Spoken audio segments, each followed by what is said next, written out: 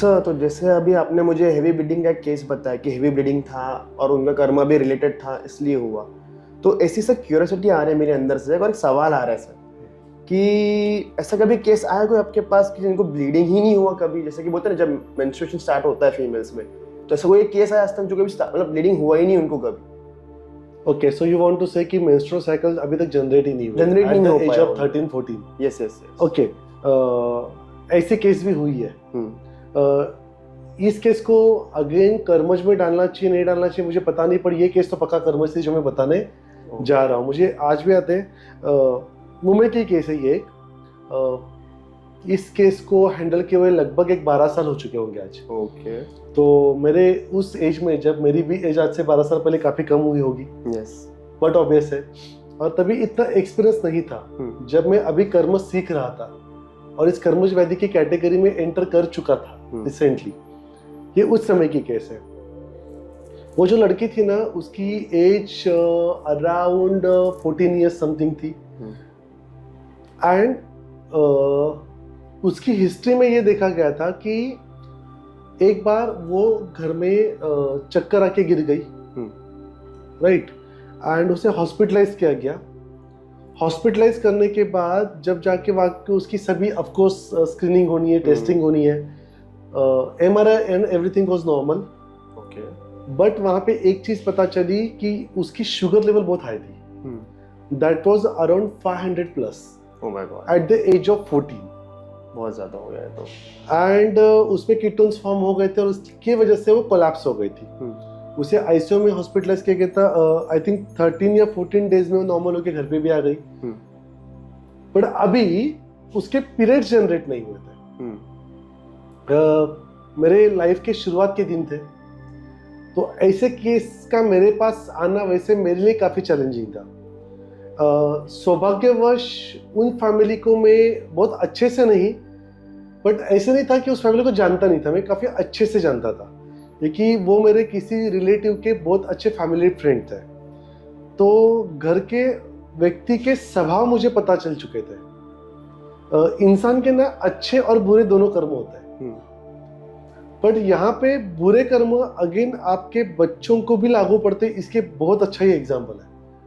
तो यहाँ पे जो मेल है, जो पिता है, दुर्भाग्यवश मुझे बताना पड़ रहा है मुझे आपको कि जब कभी प्रेगनेंसी रही थी, इनका चाल चलन अच्छा नहीं था। ओके, मैं इसमें डिटेल में नहीं जाना चाहूंगा, आप इसका कोई भी अर्थ लगा सकते हो, हमारी ऑडियंस इसका कोई भी अर्थ लगा सकती है, बट उनका चाल चलन अच्छा नहीं था। और शास्त्रों में लिखा है कि आप जब कभी किसी के शाप या कर्स लेते हो ना, तो जो फ्रीक्वेंसी, जो एनर्जी है ना, वो आपको अफेक्ट करते कहीं ना कहीं। It is a game of frequency and energy again. Krishna के यादव कुल का अगर नाश हो सकता है तो आपका भी हो सकता है। ट्रू। तो यहाँ पे उस समय शायद जो कुछ हम कहेंगे कि कंसीव होना है, जो कॉन्टेक्ट उन्होंने प्रस्तापित किए होंगे उसमें से कंसीव हुआ है, तो जेनेटिकली बीज ही वैसे ट्रांसफर हुआ है कि आगे चल के इस बच्चे को तकलीफ हुई। ये मेरा जजमेंट था उस समय, क्योंकि पिता का ऑरा उस समय भी हाईली निगेटिव था, हाईली निगेटिव। माता काफी अच्छी थी, बट वो इतनी सफर थी कि उसका भी ऑरा निगेटिव हो चुका था। अल्टीमेटली बच्चे का भी होना है, और इन सब के चलते अभी उसमें पीरियड्स जनरेट नहीं होती। लेकिन यही मेरी आशा की किरण थी, क्योंकि हिस्ट्री मुझ तक आने तक इतनी डेवलप हो चुकी थी कि वो इस एक साल में जब से उसका वो प्रॉब्लम डिटेक्ट हुआ है, of course she was on insulin, injectables.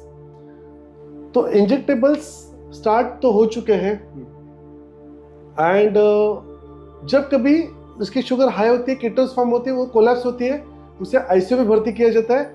अब उन्हें इतनी आदत हो चुकी है कि उसके माता पिता उसको आईसीयू में छोड़ के उनके ऑफिस रूटीन कंटिन्यू करते हैं।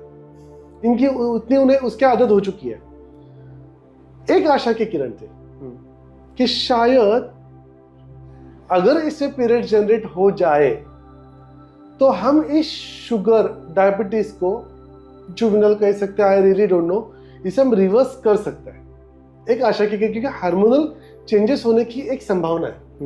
तब मैंने मेरे गुरु के भी गुरु थे, उनसे इस चीज को डिस्कस किया था, मुझे आज भी आता है, जिन्होंने नाना जोशी, जो स्वर्गीय नाना जोशी जो हमारे थे, उनसे केस डिस्कस की थी।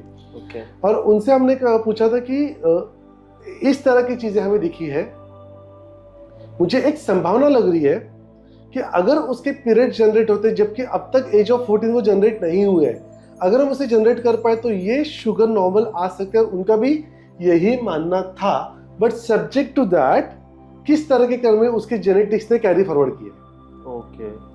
और यहाँ पे इसे सॉल्व करने के लिए of course along with medicinal treatment, हमारे शोधन चिकित्सा, जिससे उसको काफी रिलीफ मिला, नो डाउट। हर महीने जो हॉस्पिटलाइज होना पड़ता था उसकी फ्रीक्वेंसी 1 से 6 मंथ हो गई थी अभी। हमने टाइम पीरियड एक्सटेंड तो कर दिया था, बट अभी भी पीरियड जनरेट करने में हम सक्षम नहीं हो पाए थे, क्योंकि मुझे डर था अगर वहां पे हीट ज्यादा जनरेट हो गई तो अगेन कीटोन्स फॉर्म हो गए।